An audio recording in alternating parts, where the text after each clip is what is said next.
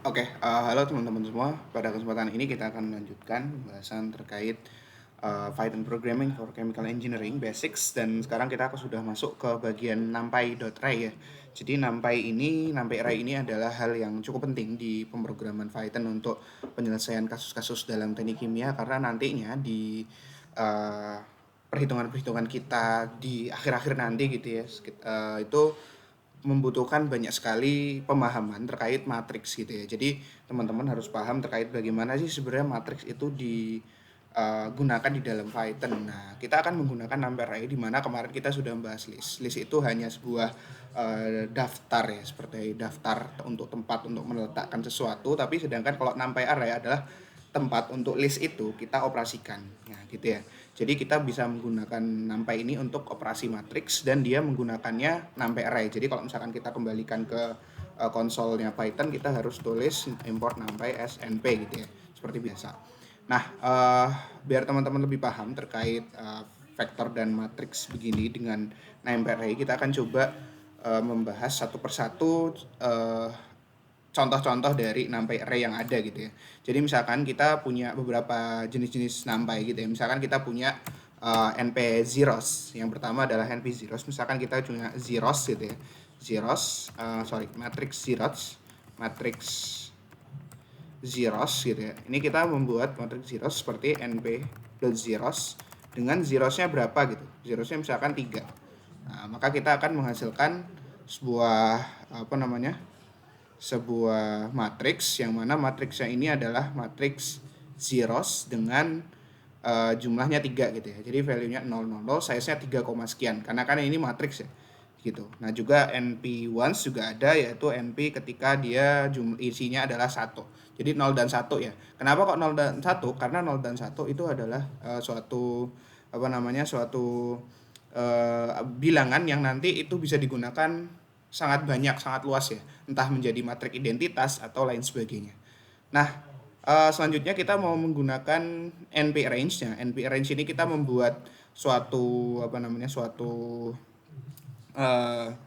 list gitu ya, suatu list tadi dalam bentuk matriks dengan batasan-batasan seperti ini. Nah, caranya seperti apa? Nah, misalkan kita punya NP range 5. NP range 5 ini berarti kita membuat suatu matriks dari 0 sampai 4, yang mana 5 ini artinya ada 5 angka gitu. Nah, 5 angkanya ini ya udah dimulai dari 0 gitu. Karena kan ingat ya, seperti list kemarin semua itu dimulai dari 0 gitu ya. Nah, ini mungkin biar teman-teman pengetahuan aja. Nah, selanjutnya itu juga ada namanya np linspace.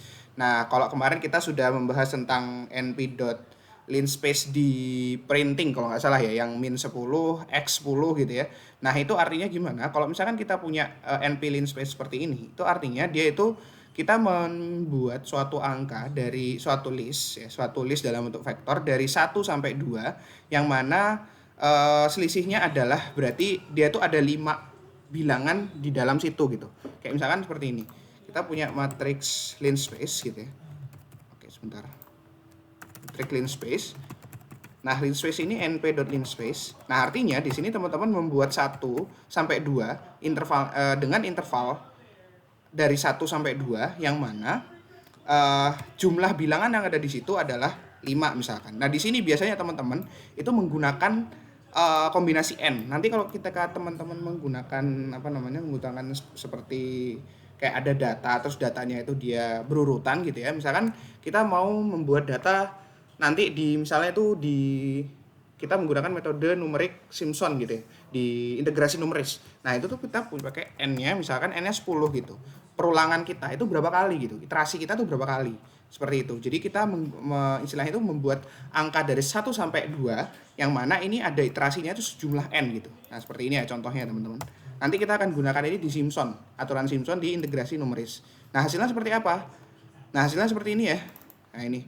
Jadi hasilnya dia 1, 1,1, 1,2 sampai 2, di mana dia itu pembagiannya itu 10 kali gitu. Jadi ini sampai sini kan selisihnya 0,111 semua kan. Gitu. Karena apa? Karena kita meminta dia itu sebanyak 10 kali, ya kan? Nah, artinya n itu seperti itu, teman-teman. Oke, selanjutnya juga ada numpy.array. Ini juga uh, dari list kita ubah menjadi numpy gitu ya, numpy array. Terus juga dari list menjadi vektor. Jadi kita misalkan kita punya list kemarin, tapi ingat ya listnya harus dalam bentuk integer gitu ya, atau mungkin bilangan gitu ya. Nah terus juga ada converting vektor menjadi list gitu ya. Nah seperti itu.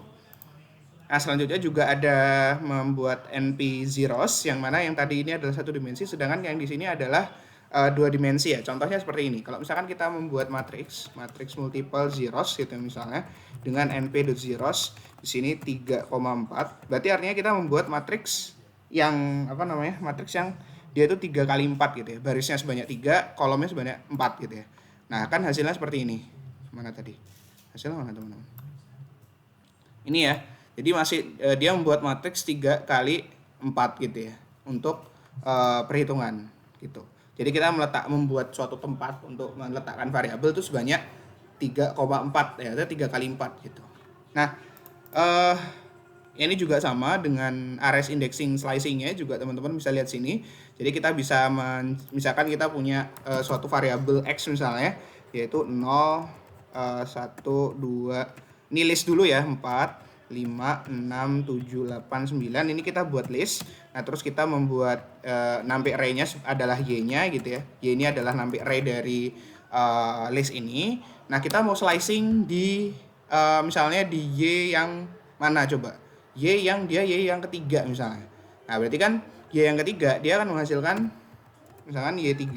Misalkan kita mau, ini kita play dulu ya, kita konsol dulu. Nah selanjutnya kita cek Y3 berapa gitu. Ini sama seperti kemarin ya, indexing kayak kemarin, sama kayak list. Jadi Y3, oh nggak keluar, Y3 kok nggak keluar ya.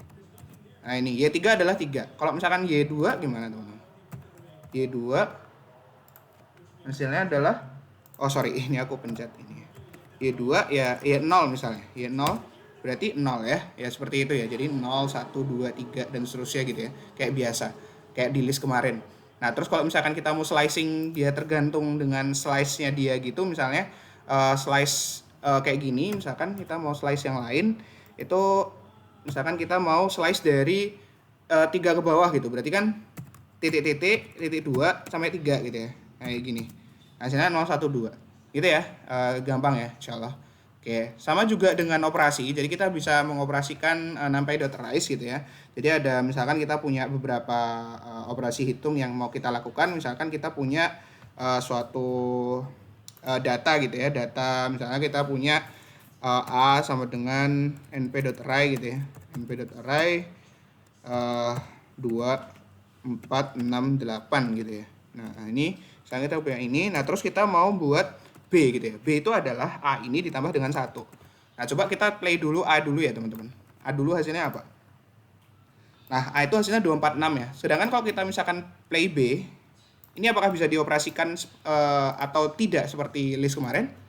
Jawabannya bisa ya. Jadi kita tambah 111, dia akan menghasilkan 3579 dengan shape-nya 4,1 gitu ya.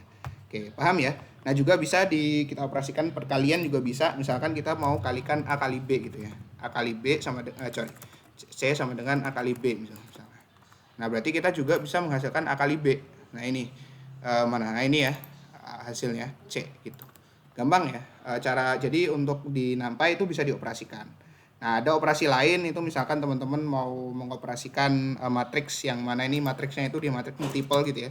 Jadi misalkan kita punya Z sama dengan numpy.array.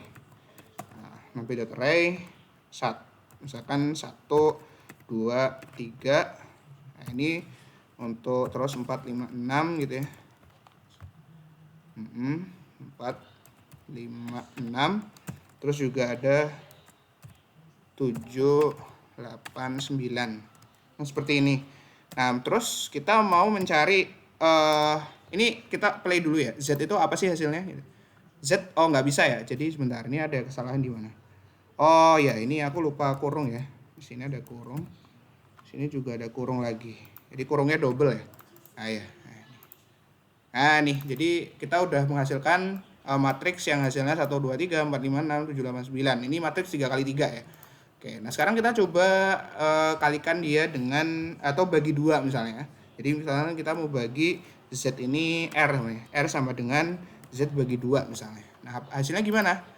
Hasilnya ada ya, jadi ini hasilnya, jadi 0,5, 1, 1,5, 2, 2,5, 3, 3,5, 4, 4,5 gitu ya.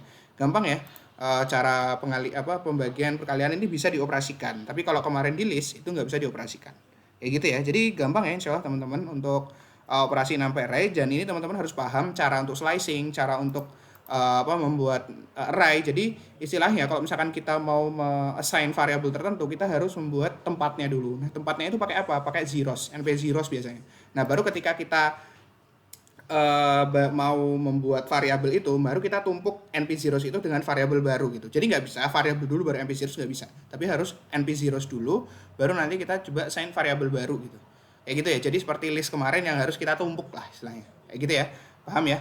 Mungkin itu dulu untuk pemahaman terkait NumPy arrays, dan ini mungkin terakhir ya terkait dasar-dasar dalam Python, karena kita sudah dapat semua, teman-teman sudah memahami terkait list, terkait NumPy array. Mungkin kedepannya di video selanjutnya kita akan membahas mulai masuk ke metode numeris dalam penyelesaian kasus-kasus dalam teknik kimia. Nah ya, seperti itu. Dan nanti untuk yang print grafik sama print formatting itu menyesuaikan aja gitu, karena itu biasanya sudah template juga gitu. Gitu ya teman-teman, untuk pembahasan kali ini semoga bermanfaat dan terima kasih.